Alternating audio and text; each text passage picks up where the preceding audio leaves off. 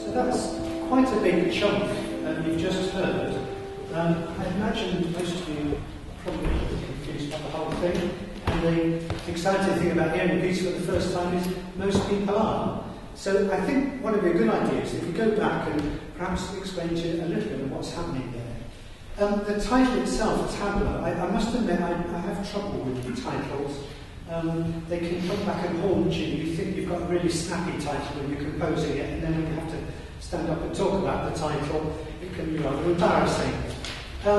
Many pieces don't actually start with a title, they start with a musical idea, and this piece did this, and it was the opening idea you heard on the piano, which we'll play again in a minute. And the exciting thing about composing for me is exploring an idea and seeing where it can take you. Sometimes it can take you to rather remote places, but that, to me, is the excitement of writing the whole piece. Along the way, perhaps even after the piece, I then can often find some non-musical parallels to the piece. And certainly in this piece, the title was quite some time after the piece was written. There are certain parallels. So Tableau, it struck me that when I got to know the piece, because when you're writing the piece, it takes the composer quite a while to know the piece, even after some performances. But one of the things that struck me was it did seem like a little dramatic scene, or a picture that tells a story, hence Tableau. And the little scene can be very different in different ways you look at it. It's exploring an opening idea, but it's also, it strikes me as a composer offering the piece to the players for the first time.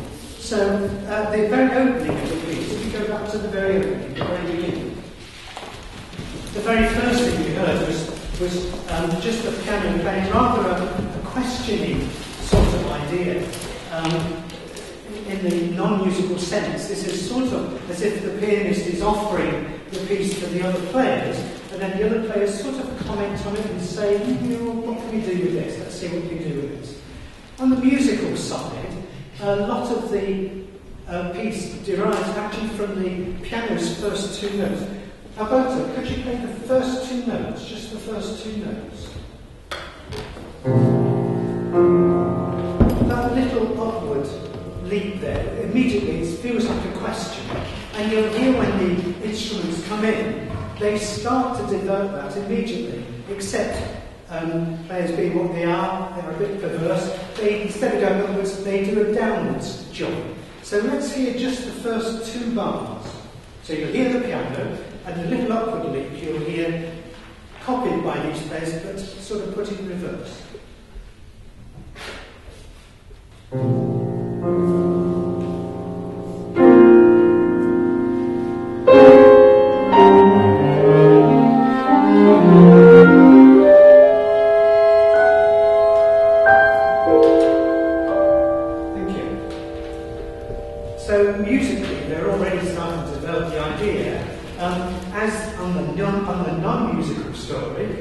It could be, well, we're not sure about this piece yet, can you give us a bit more? And you'll hear, we won't do this now, but there's another question from the piano. He sort of delivers that opening idea a slightly different way, and the players react to it the same way. They sort of take up a little bit of it, you'll hear that he jumping up again. Sort of, yes, I think we can do something with this.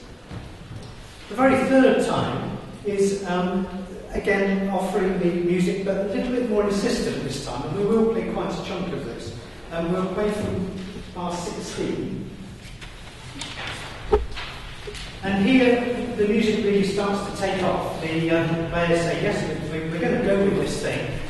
But before we do that, another aspect of this piece is often players are playing in pairs.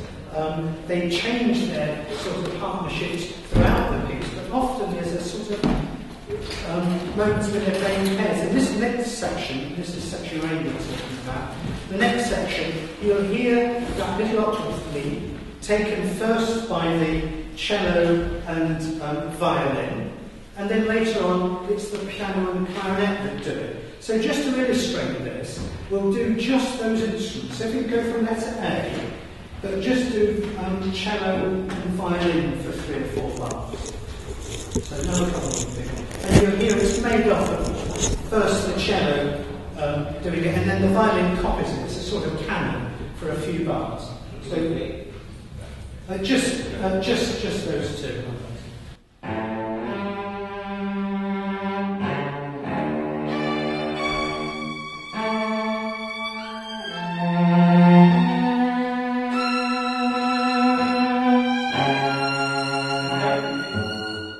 So you can see that little sort of canon. Behind that you'll hear sort of arpeggios from the clarinet and the piano. And then a few bars later, the reverse happens. It's the piano and the clarinet that pick up that little duet. So shall we try that a little bit? The bar before A, bar 16, with everyone this time. And we'll stop round about.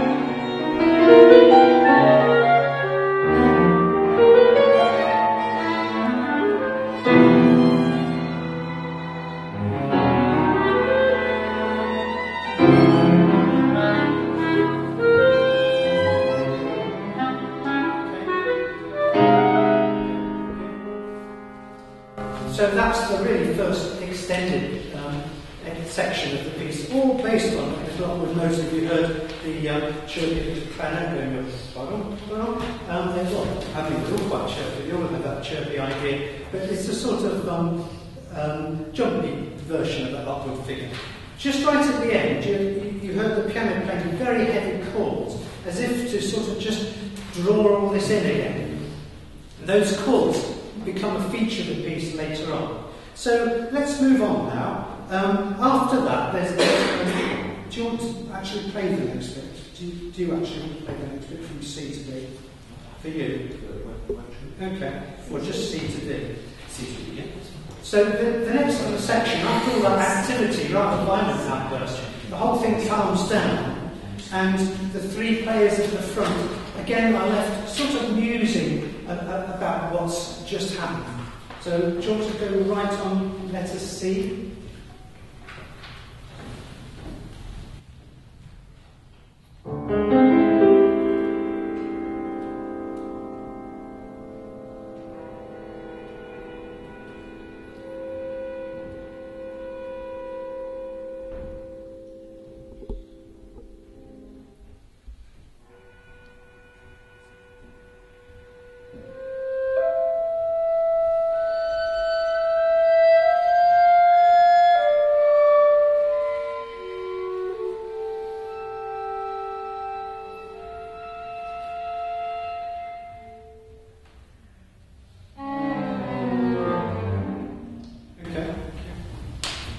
Glassy sound on the violins, and you note it's called harmonics. Would you like to explain what harmonics are? Harmonics, they are not natural laws. It's an effect we produce in the violin. The natural sound would be. That's the natural sound. And the harmonic, we imitate the sound.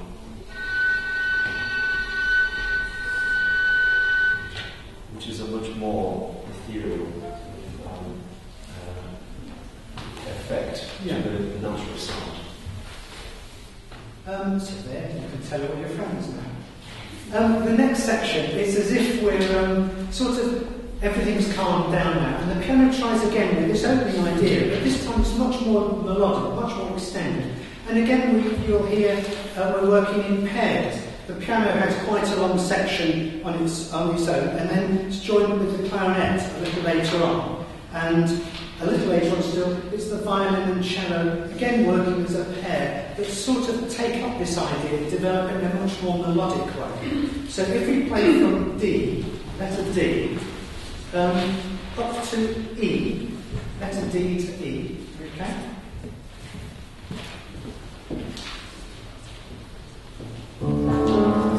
Letter D, D, D, D.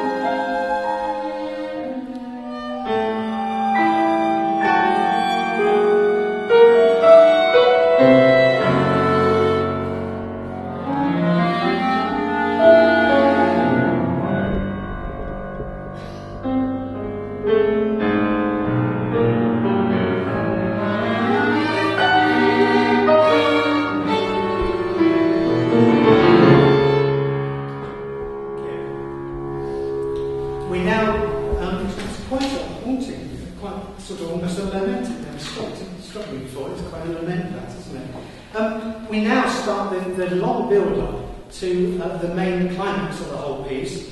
It starts with the cello playing pizzicato. It starts fairly steadily and gradually gets more frantic as the other instruments join in. You'll find they do work in pairs, but they chop and change really quite quickly.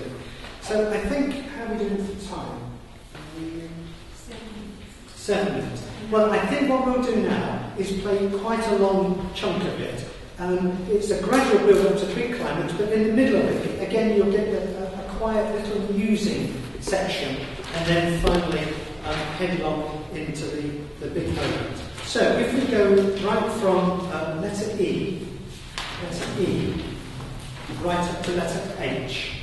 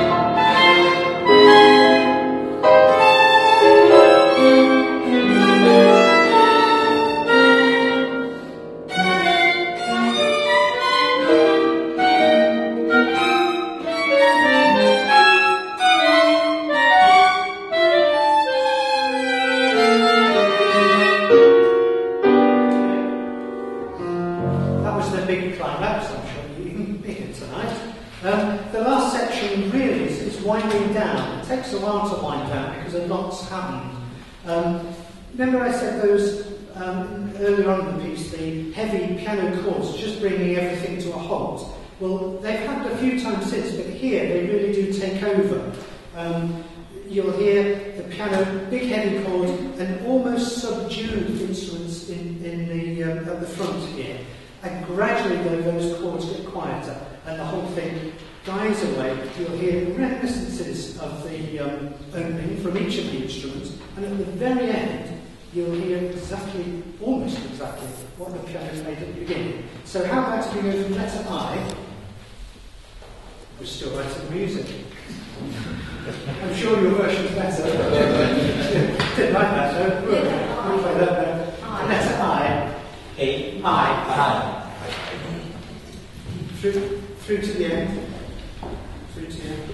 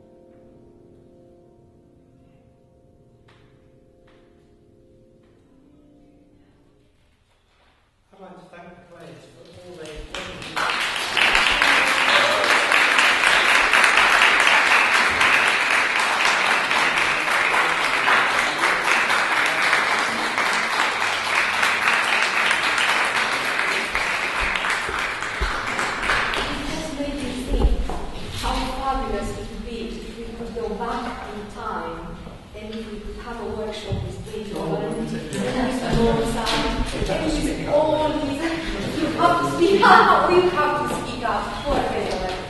But it made me think, and I'd like to ask the players particularly, because you rehearse the piece without a composer, and then you rehearse the piece with a composer. Did it make a difference? Be honest. Be honest. Yes.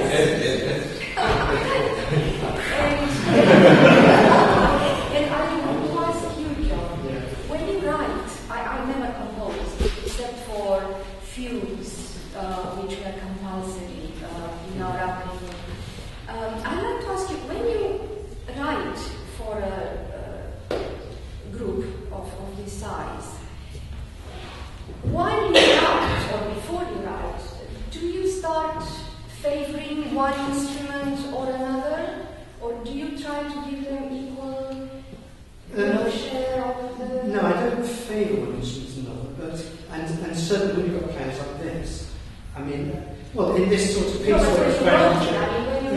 do you have a moment when you think, oh yes, I love the clarinet in this piece, and I do everything I can to give the clarinet the most beautiful... Yeah, not necessarily. I think with the chamber piece, it really has to be an equal discussion. No, it seems to me, seems to me that it's very well balanced, but I'm just thinking in personally, you had, when you wrote, if you favoured one of them. Certainly, this lineup, which of course is the same like Messiaen used, this lineup is a wonderful lineup, almost a unique lineup, really, isn't it?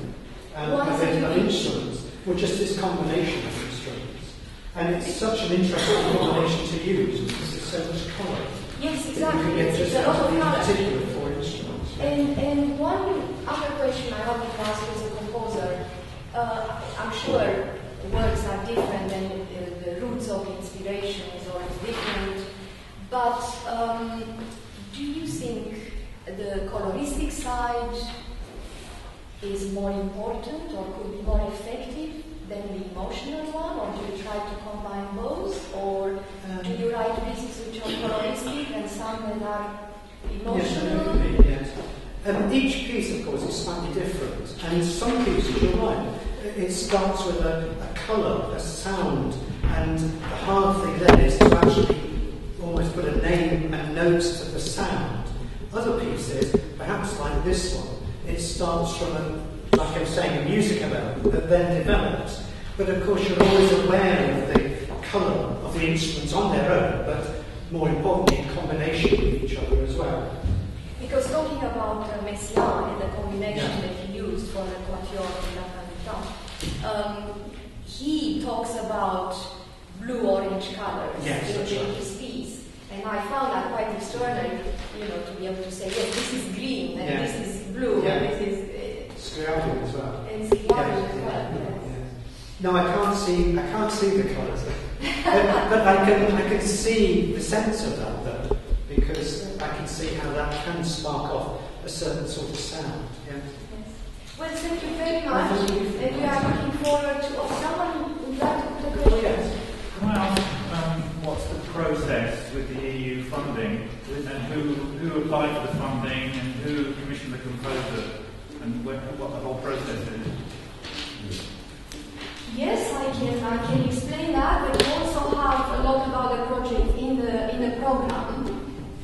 We invented the idea of not commissioning, but putting out a call to international composers to write on certain instrumental combinations that are either very rare in the standard musical repertoire, or they don't exist at all.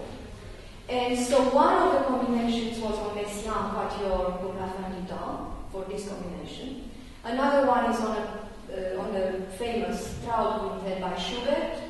Another one on Mendelssohn, on Enescu, on Saint-Saëns. And so we just filled in an application for the EU, and they selected our project. The application was difficult. The fact that they selected us and they are funding us was a great surprise. Anyway, this is our first step in a project which will last 2 years. So we will surely develop our own knowledge